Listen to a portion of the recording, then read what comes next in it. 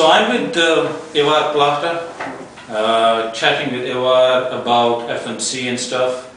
Ivar is CEO of OnRelay. OnRelay is one of the pioneers in the area of FMC.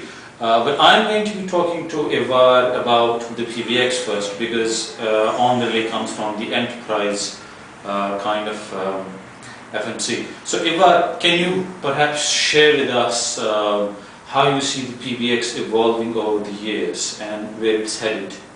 Certainly. We currently think the PBX is in the Unix era of PBXs, if you like, which the current IP PBX platform, where we see strong verticalization still, and the PBX, is the same vendor that does the switching, the devices, and the networking, if you like, and it also comes from one vendor. Before this was the framework area, the mainframe area of the PBX with big monolithic TDM PBX switches.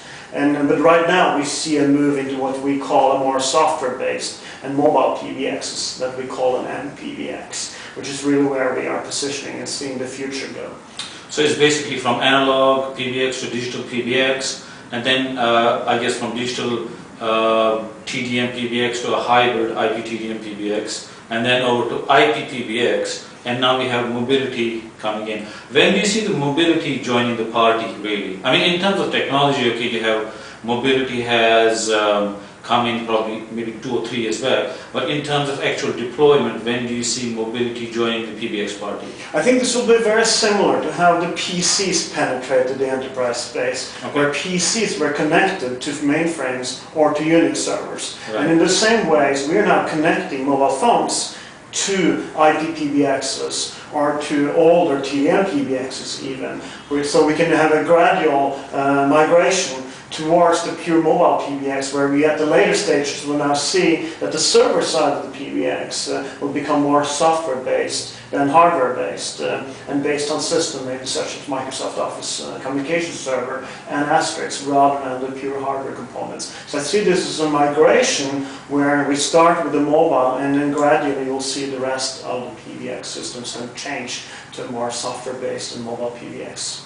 And so therefore, if we had to put a date on it, a year on it, when do you see, which year do you see mobile PBX finally arriving? I think it's, this is already deployable, and we are certainly doing this right now, and it's sellable. And so when more mobile PBXs will be sold in IP PBXs, I think you'll see that in a few years' time, maybe 5 years. It took IP PBXs about 5-6 years to penetrate, and I think you'll probably see the same flow with MPBXs. You need the PBX vendors for interoperability and other sort of stuff, but at the same time, your solution effectively gets rid of the IP extensions, IP handset extensions. And these PBX vendors are making most of their money from the IP telephone handsets. That's right. So you are effectively competing with them. You're competing with your own partners. Mm-hmm. How do you solve this sort of dilemma going forward? Well, I think this is classic co-opetition. I think it's always a benefit for a PBX vendor to be in business.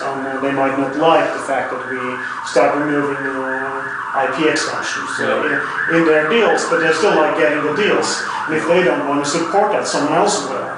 So this is what competition does for you. I don't think any vendor is big enough to compete against the drive of the market, and the drive of the market is.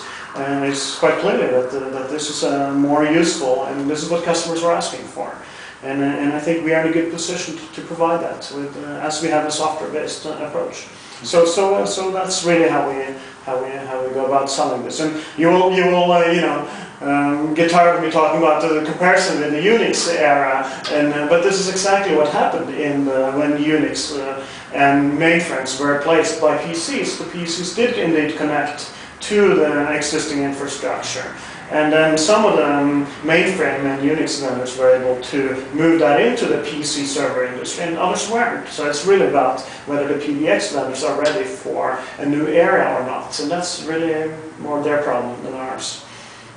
Okay, so we talked about lots of trends and lots of theory. Let's talk about things in practice, the real stuff. You are probably one of the either very few or probably one of the only vendors having actual deployments.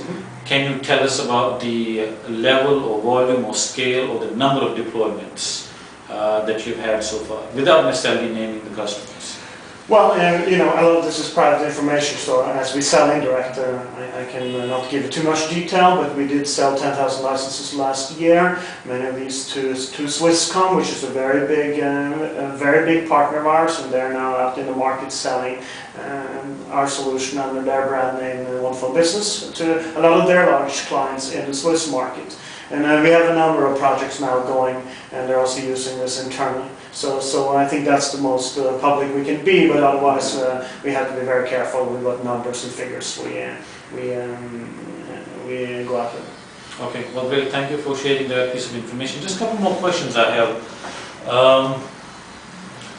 The term FMC itself. Yes. What I've seen is vendors like yourself or your competitors, some of them are not really keen about the term. Perhaps it is due to the fact that FMC really has not taken off really over the last couple of years. And the tendency I've seen with these vendors is to not associate themselves with the term FMC, and they want to call it something else. What is your opinion about this issue?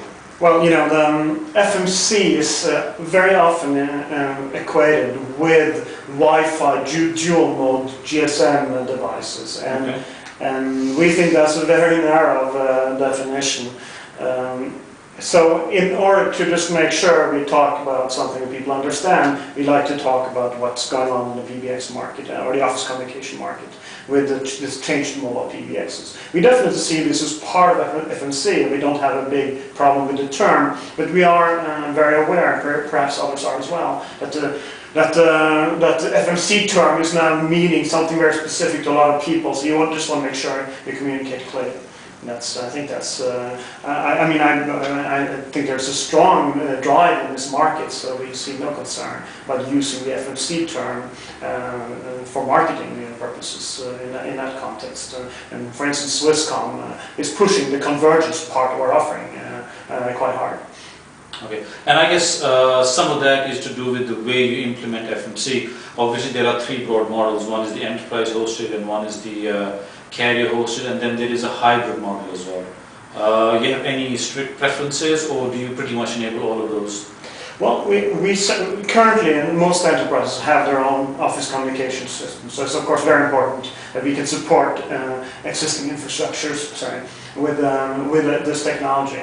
We think the greatest value with voice over IP is possibly not the fact that you can put a desk or desk phone on everybody's desk, but that you can host and also centralize infrastructure. So for medium-sized businesses, we think it's a great opportunity to host things like a software-based PBXs with mobile phones only. And also, as you mentioned, there is the existing Centrex model, which is starting to get some traction, where also mobile connectivity can really help with one of the key problems in that area, which is that you have to pull out desk phones to these Centrex systems. If you could use them purely with mobile, it might be much better market for it. Well, thank you very much for your time, Ivar. That blue wheel behind us, by the way, just in case you're wondering what that is London Eye. So the view is fantastic from here. You can actually see the Thames River as well behind us. Just wanted to share that bit of information with you.